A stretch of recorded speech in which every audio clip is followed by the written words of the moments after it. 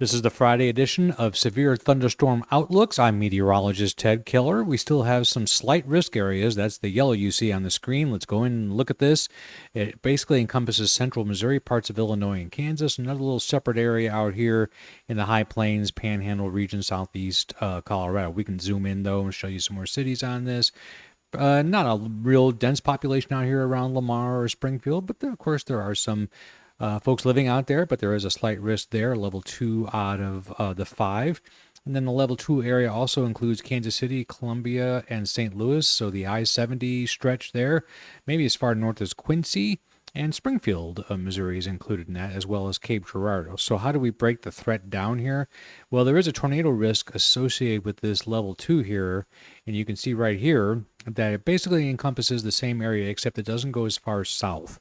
So again, along I-70 in Missouri, maybe as far west as Topeka, as far north as Kirksville, certainly St. Louis, and then getting over into Farmington, Cape Girardeau, Mount Vernon, Illinois, all those are in a 2% chance of any strength tornado forming within 25 miles. The latest NATOcast from the 12Z data, 7 a.m. data, does show kind of a maximum more around the Columbia, the Kansas City area. And that would be put at a 3% risk, as you can see by the color scale on the bottom. There is wind risk associated with this too, and actually the wind risk is what is helping to define the slight risk. So these two areas are identical to the first map I showed you, basically. It encompasses the same area. So the tornado threat's a little bit more to the north of that, but does dive down into this part.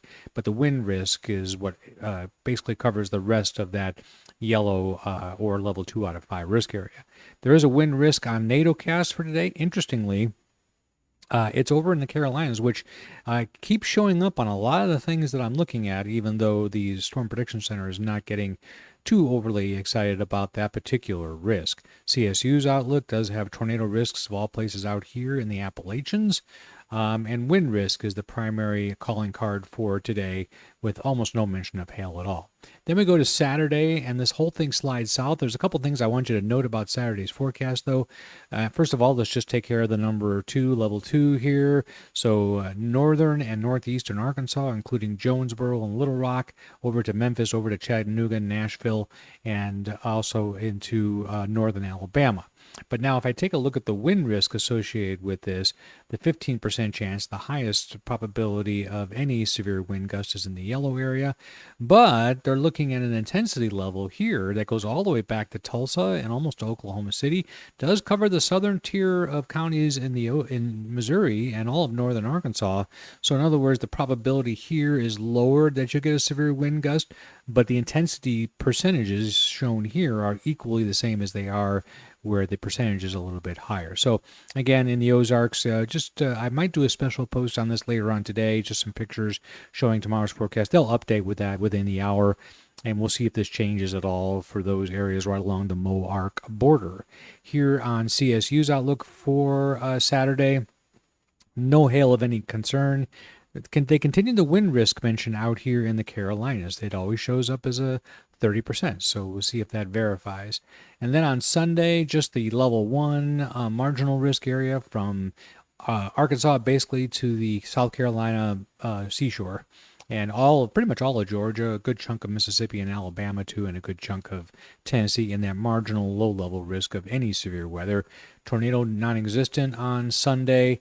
Hail pretty much non-existent. The only wind risk is there along Georgia and the Carolinas. That's been showing up pretty consistently. It's been sinking southward all week. And then we skip here Monday, nothing really significant yet.